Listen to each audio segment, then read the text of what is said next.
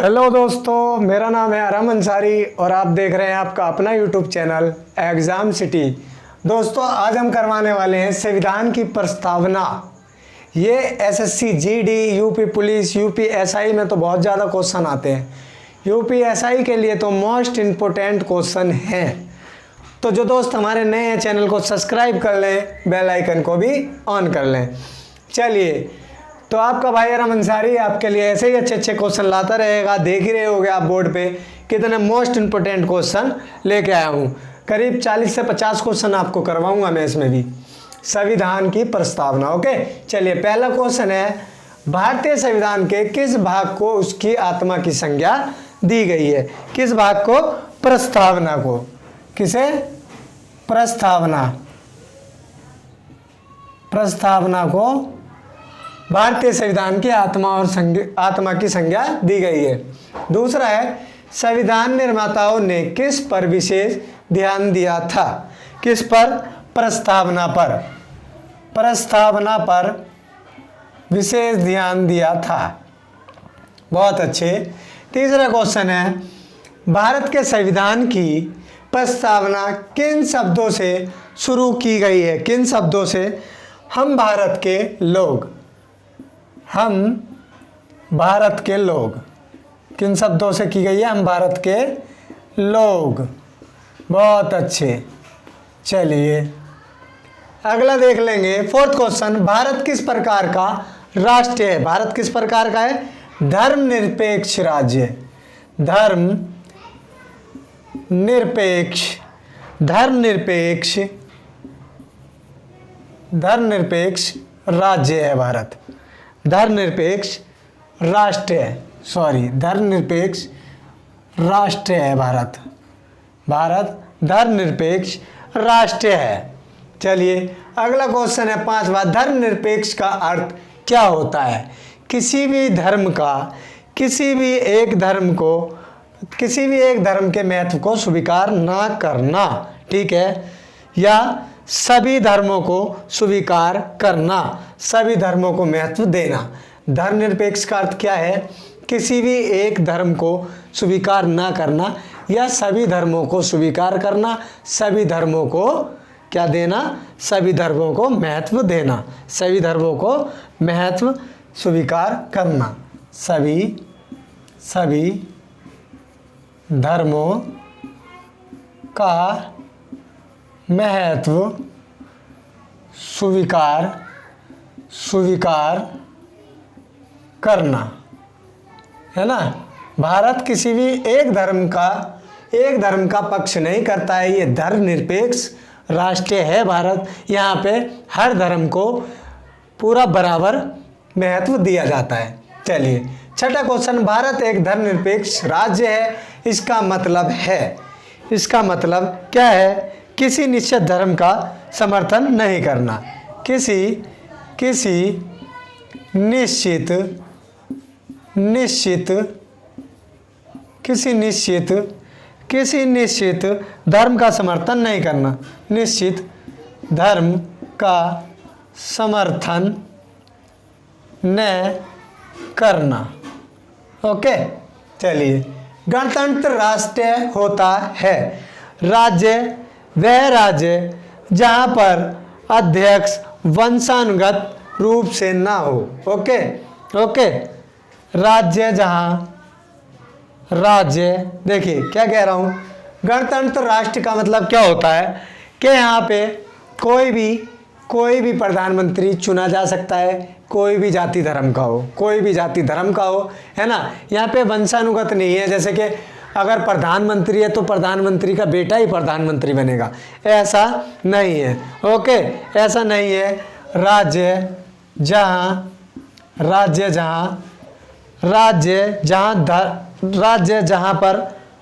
पर अध्यक्ष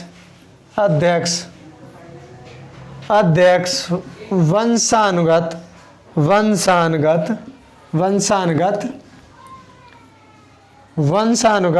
रूप में न हो।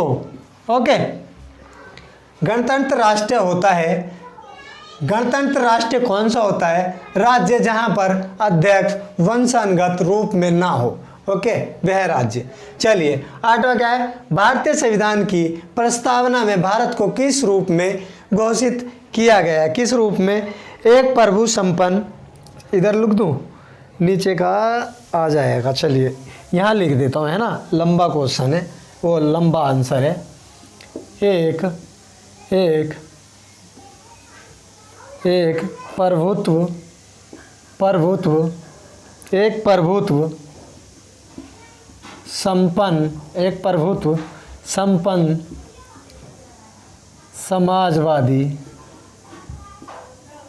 संपन्न समाजवादी धर्म, ये इधर नहीं आ पाएगा, है ना, इधर तक दिख रहा है, इधर तक दिख रहा है, देखिए, हाँ दिख रहा है।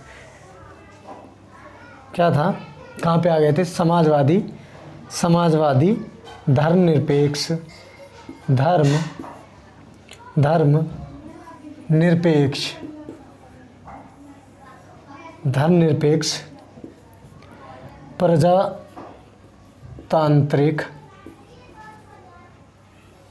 प्रजातांत्रिक गणराज्य, ये है इसका आंसर, है ना दोस्तों।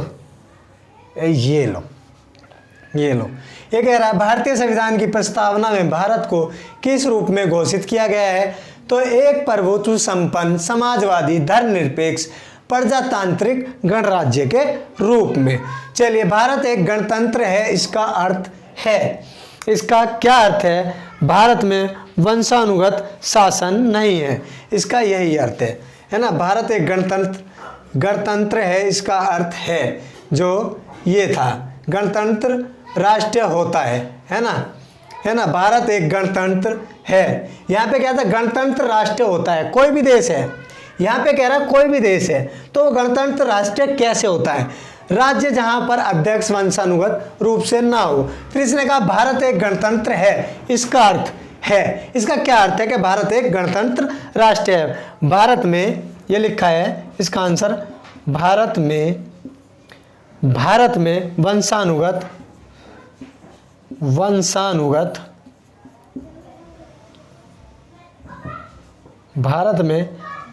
वंशानुगत शासक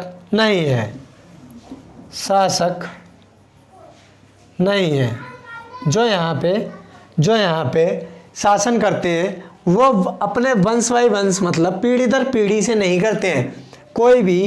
कोई भी जनता द्वारा चुना जा सकता है, जिसे हम अपना प्रधानमंत्री घोषित कर देते हैं। ओके, चलिए 10वां है, कौन सा शब्द भारत के संविधान की उद्देशिका में नहीं है? कौन सा शब्द नहीं है? लोक कल्याण नहीं है भारत की उद्देशिका में। लोक कल्याण। चलिए अभी 11वां है, कल्याणकारी राज्य का उद्देश्य क्या है? कमजोर वर्गों के कल्याण का प्रबंध करना। ओके, कमजोर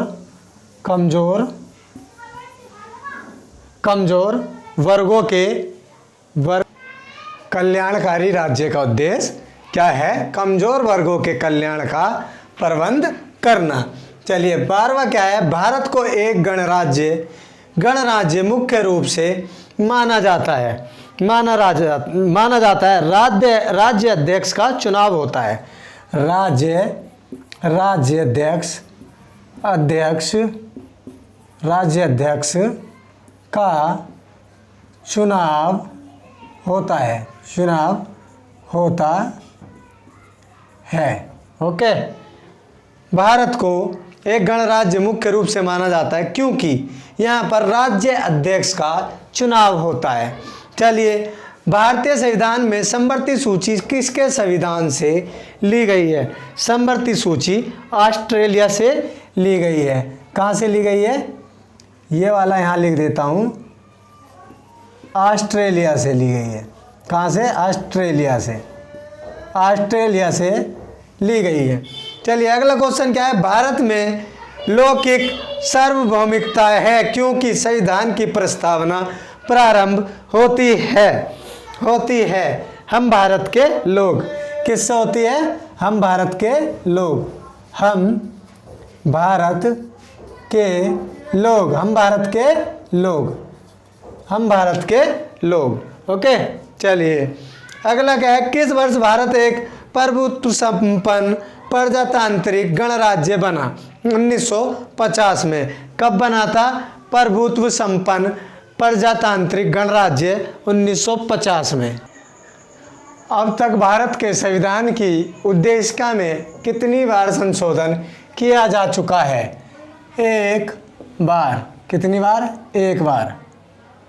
ठीक है, चलिए 17वां भारतीय संविधान की उद्देशिका में परिवर्तन किस संशोधन अधिनियम में किए गए हैं? है ना, 42वां नीचे लिख दूं, 42वां संशोधन, 42वां संशोधन,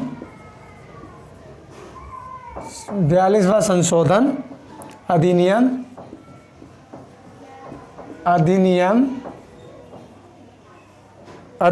1976। ओके, ये लो, ये है ना, दिख रहा है? बताइए।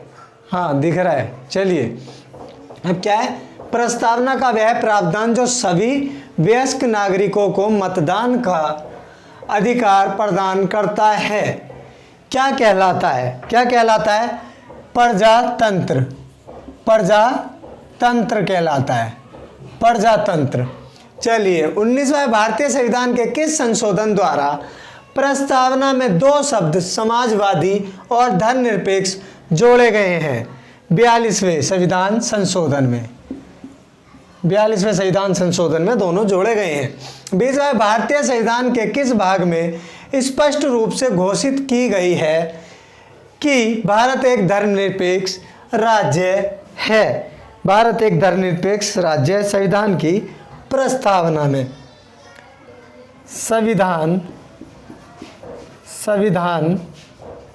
की प्रस्तावना में ये है 20वें का आंसर, भारत की प्रस्तावना। भारत की, देखिए ये कह रहा भारतीय संविधान के किस भाग में स्पष्ट रूप से घोषणा की गई है कि भारत एक धर्मनिरपेक्ष राज्य है? संविधान की प्रस्तावना में। ओके, चलिए 21वां भारतीय संविधान की प्रस्तावना के अनुसार भारत के शासन की सर्वोच्च सत्ता किस में निहित है? किस में निहित है? जनता में निहित है। किस में निहित है? जनता में। ओके, जनता में निहित है। 22वां है, विश्व का सबसे बड़ा लिखित एवं सर्वाधिक व्यापक संविधान किस देश का है? अपने देश भारत का है। किसका है? भारत का है। चलिए भारत के संविधान में भारत को माना गया है, भारत को क्या माना गया है? राज्यों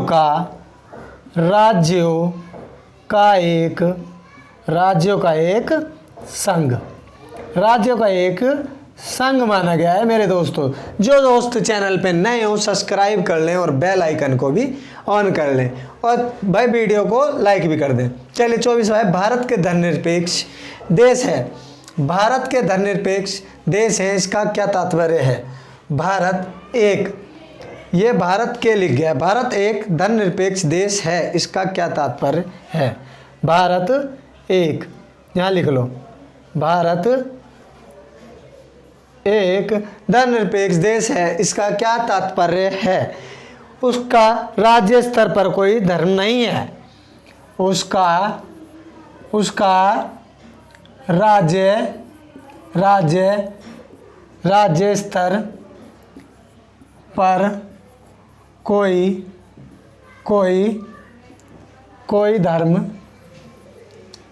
धर्म नहीं है। ओके, समझ में आया इसने क्या कहा? देखिए भारत एक धर्मनिरपेक्ष देश है, इसका क्या तात्पर्य है? उसका राज्य स्तर पर कोई धर्म नहीं है, मतलब कोई भी एक धर्म नहीं है कि जी भारत का सिर्फ एक यही राष्ट्रीय धर्म है ना। इसमें हर धर्म को मान्यता समान दी गई है और सारे धर्म के लोग भारत में निवास करते हैं। चलिए 25 है, भारत किस प्रकार का देश है? भारत किस प्रकार का देश है? भारत एक संसदात्मक प्रजातंत्र है। ओके, भारत एक संसदात्मक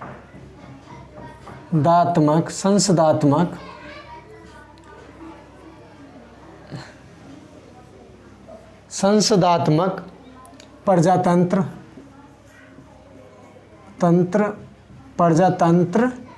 है। ओके चलिए 26वां, भारतीय संविधान का स्वरूप किस प्रकार का है? भारतीय संविधान का स्वरूप किस प्रकार का है? संरचनात्मक आ जाएगा इधर, चलिए इधर लिखता हूँ, देखिए इधर लिख देता हूँ।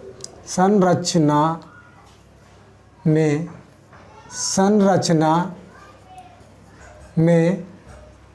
संघात्मक है ना, संरचना में संघात्मक, भावना में एकात्मक, भावना में एकात्मक। ओके आ रहा है ना, समझ में आ रहा है? हाँ चलिए, अब ये 27वां क्या कहता है? भारतीय संविधान पर सबसे अधिक प्रभाव किसका पड़ा है? किसका पड़ा है? भारत सरकार अधिनियम 1935 का। भारत सरकार अधिनियम 1935 का, दिख रहा है? भारत सरकार अधिनियम 1935 का सबसे अधिक भारतीय संविधान में कितने आर्टिकल हैं? 350 से अधिक हैं। कितने हैं? 350 से अधिक। चलिए 29वां, भारत में किस प्रकार की शासन व्यवस्था अपनाई गई है? किस प्रकार की? किस प्रकार की है? देखिए, ब्रिटिश संसदात्मक प्रणाली, ब्रिटिश संसदात्मक प्रणाली किस प्रकार की अपनाई गई है? ब्रिटिश संसदात्मक प्रणाली। 30वां, भारतीय राजनीतिक व्यवस्था में कौन सर्वोच्च है? कौन सर्वोच्च है? संविधान सर्वोच्च है, संविधान। ओके दोस्तों, चलिए 31वां है, भारतीय संविधान के बृहत होने का कारण क्या है? बृहत होने का, इसमें संघ तथा राज्य दोनों सरकारों का संविधान होता है। क्या है? इसमें संघ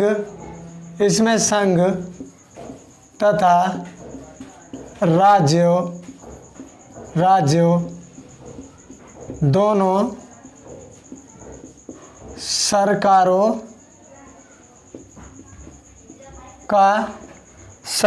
का संविधान है। सरकारों का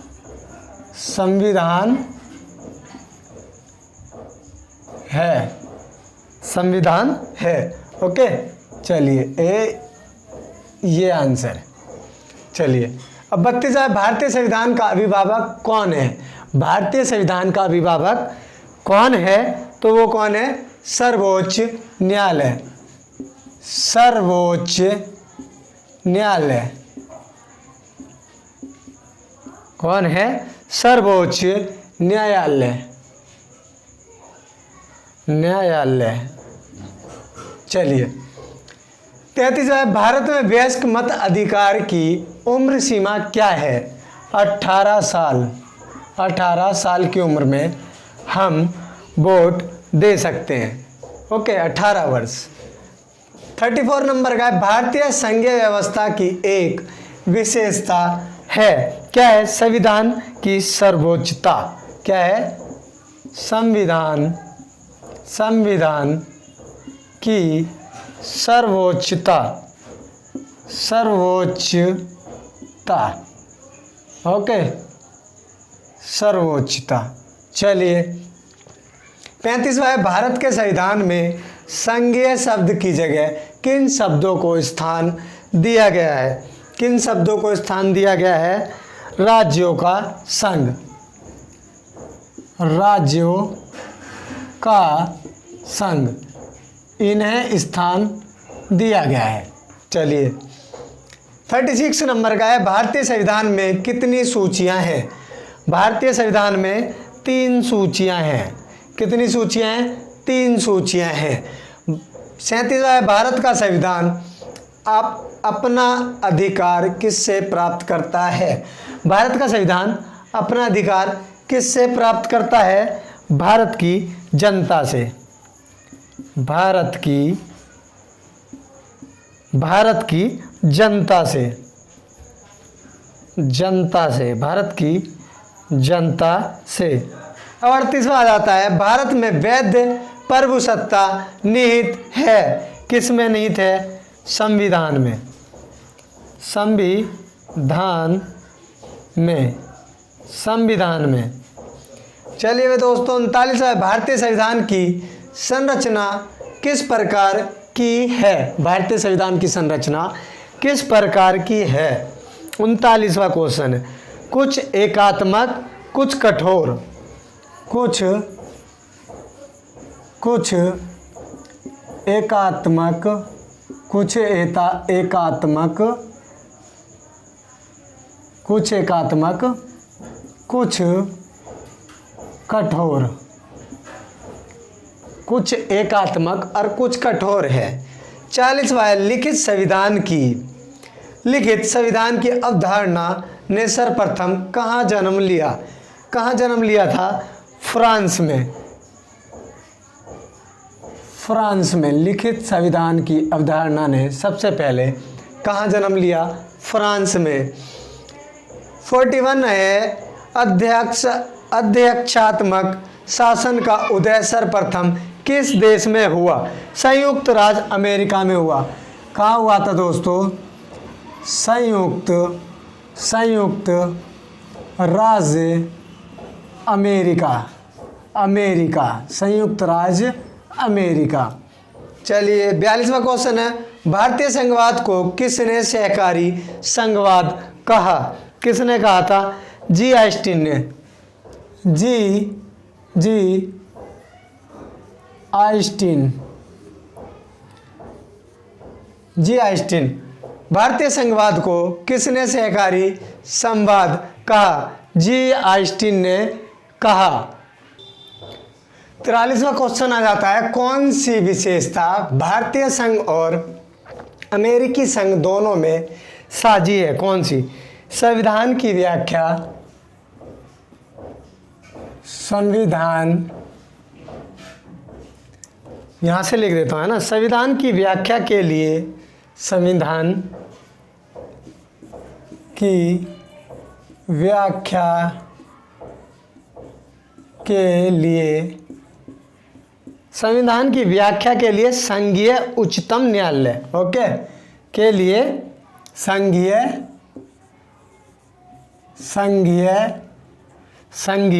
उच्चतम न्यायालय, ओके, क्या है? न्यायालय। देखिए दोबारा पढ़ लीजिए, कौन सी विशेषता भारतीय संघ और अमेरिकी संघ दोनों में साझी है? संविधान की व्याख्या के लिए संघीय उच्चतम न्यायालय, ओके।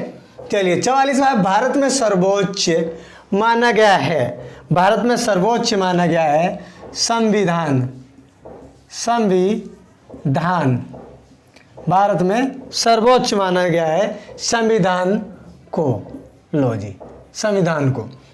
45 है, भारतीय संविधान का आप किस प्रकार का वर्णन करेंगे? विश्व के सबसे विस्तृत संविधानों में से एक, ओके, विश्व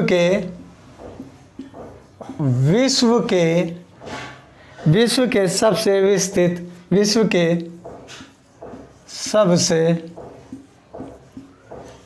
सबसे विस्तृत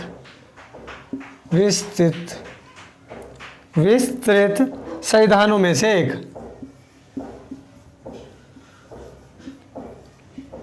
संविधानों में से एक। चलिए अगला है 46वां। भारत का संविधान मान्यता प्रदान करता है केवल धार्मिक अल्पसंख्यकों को। केवल किसको करता है? केवल धार्मिक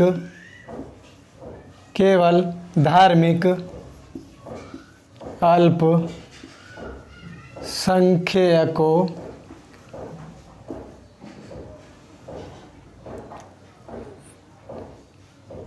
को।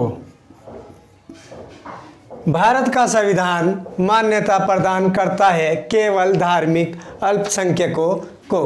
तो ये थे दोस्तों कुछ हमारे मोस्ट इम्पोर्टेंट संविधान की प्रस्तावना के question and answer. Most important लेके आया हूँ, खाली पीली में भीड़ नहीं बढ़ाई है कि भीड़ बढ़ा दी, बहुत सारे क्वेश्चन करवा दिए। ठीक है दोस्तों, आई होप, मैं आशा करता हूँ आप सभी के समझ में आ गया होगा। इसको जब भी आप यूपी पुलिस एसआई वाले पेपर में जाने से पहले एक दिन पहले इसको दोहरा के जाएं, इस क्लास को देखकर ज़रूर जाएं। इसमें से आपके 3 से 4 क्वेश्चन इजीली आएंगे। ओके, ज़रूर देख के जाएं यूपी पुलिस एसआई वाले। ठीक है दोस्तों, अब तक के लिए इतना ही रखते हैं। और जो भाई हमारे नए हैं वो चैनल को सब्सक्राइब कर दें और लाइक करें और शेयर करें अपने दोस्तों के साथ। और देखिए दोस्तों, ये हमारी डेली सुबह को 10 बजे जीके की क्लास आती है और शाम को 6 बजे रीजनिंग क्लास आती है। ये क्लास किसी वजह से कल नहीं हो पाई थी, उसके लिए मैं माफ़ी चाहता हूँ। और आई होप, मैं दुआ करता हूँ आप सभी के लिए कि आपका जिस भी ट्रेड में और जिस भी फोर्स के लिए, चाहे वो यूपी पुलिस हो, एसएससी जीडी हो, यूपी कांस्टेबल हो, जिसके लिए भी आप तैयारी कर रहे हैं उसमें आपको कामयाबी मिले, ऊपर वाला करे कि आपका सिलेक्शन हो जाए। ठीक है, तो दोस्तों अब तक के लिए इतना ही रखते हैं। जय हिंद, जय भारत।